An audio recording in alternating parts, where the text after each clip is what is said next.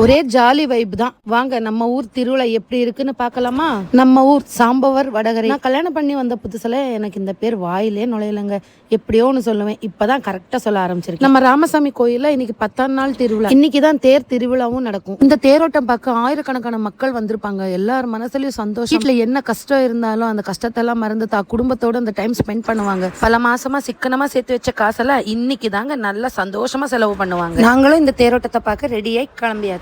First கோயிலுக்கு போயிட்டு சாமியை நல்லபடியா தரிசனம் முடிச்சுட்டு தேவை இல்லாததெல்லாம் வேண்டிக்கிட்டு ரவுண்டிங்க்கு கிளம்பியாச்சு. திருவிழான்னு வந்துட்டனால ராட்டனம், கோலம்பஸ், காஃபி கப்பு, சின்ன சின்ன பசங்களுக்கு கேம்ஸ் இதெல்லாமே இருக்கும். அதெல்லாம் விளையாடாம இருக்க முடியுமா என்ன?